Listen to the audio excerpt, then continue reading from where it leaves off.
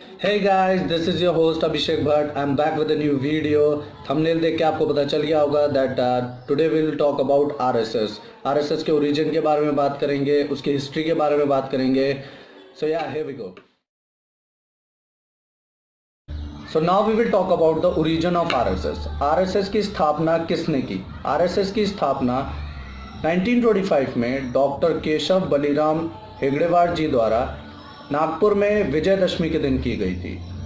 हेगड़ेवार जी doctor जी के नाम से भी बहुत फेमस थे और ये एक कांग्रेस के कार्यकर्ता थे। डॉक्टर जी पहले कांग्रेस के कार्यकर्ता थे, लेकिन जब गांधी जी ने नॉन कॉरपोरेशन मूवमेंट और खिलाफत मूवमेंट स्टार्ट किया तो डॉक्टर जी की विचारधारा गांधी जी के विपरीत थी। तो इन्होंने एक अपना अलग ऑर्गेनाइजेशन स्टार्ट किया जिसका नाम इन्होंने संघ रखा और इस संघ का नाम 1926 में चेंज करके आरएसएस रख दिया गया, राष्ट्रीय स्वयंसेवक संघ के रूप में जिसे हम जानते हैं।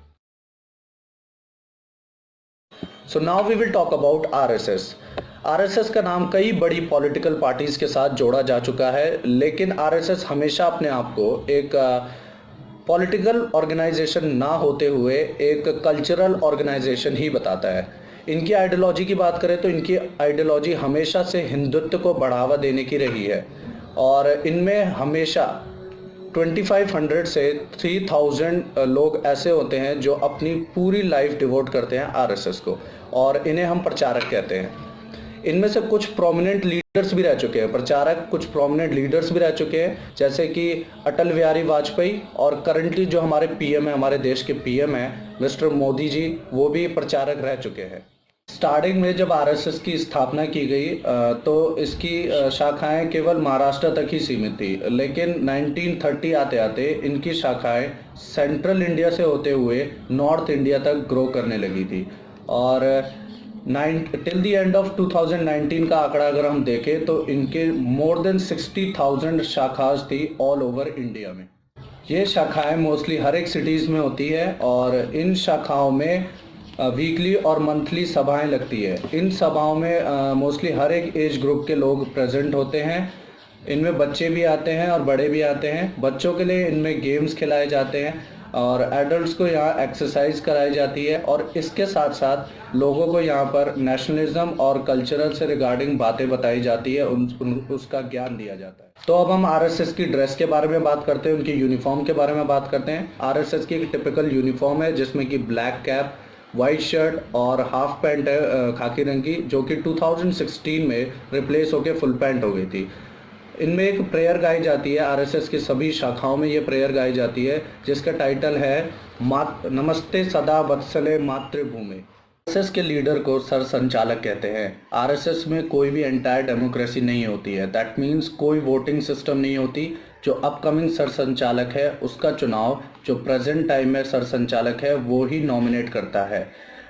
एट प्रेजेंट आरएसएस का सर संचालक मिस्टर मोहन भागवत जी हैं और अभी तक नियर अबाउट 7 सर संचालक रह चुके हैं। RSS is like an umbrella under which near about 30 to 35 independent organization are working और growing under the RSS.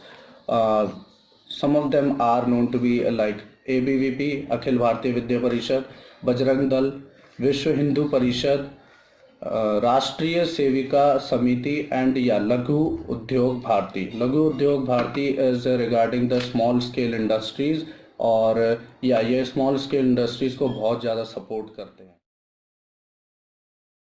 So the first ban on RSS was in 1948 when Mahatma Gandhi was shot dead by Nathuram Godse. ऐसा बोला गया कि Nathuram Godse is a member of RSS, जिसकी वजह से RSS पर within a week ban लग गया। आरएसएस के कुछ प्रोमिनेंट लीडर्स को जेल में डाल दिया गया। अब इस इंसिडेंट के कुछ महीने बाद सरदार वल्लभ भाई पटेल आरएसएस के लीडर्स के साथ मीटिंग हुई जिसमें उन्होंने कुछ शर्तें रखी।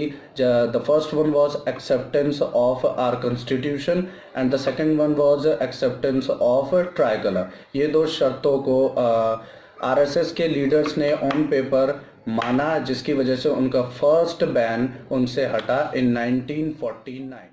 The second ban on RSS was in the year 1975 after the emergency proclaimed.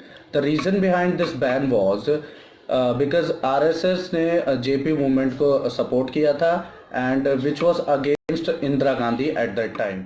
और आरएसएस पे तीसरा बैन 1992 में लगा था जब बाबरी मस्जिद को ढा दिया गया था, और यह ban with in a year 1993 में हटा दिया गया। लोग आरएसएस को क्रिटिसाइज करते हैं क्योंकि ये एक ही आइडियोलॉजी लेके चलते हैं जो कि हिंदुत्व को बढ़ावा देना होता है, और मगर कई लोग ऐसे भी हैं, बहुत से लोग ऐसे भी हैं जो कि इनकी अप्रिसिएशन करते हैं। जैसे कि 1962 के लड़ाई में इन्होंने गवर्नमेंट को अपने वॉलंटियर सर्विस प्रोवाइड की थी, जिसमें कि इन्होंने दिल्ली जैसे और कई शहर में अपने ट्रैफिक सर्विस प्रोवाइड की थी, इन्होंने ट्रैफिक कंट्रोल किया था।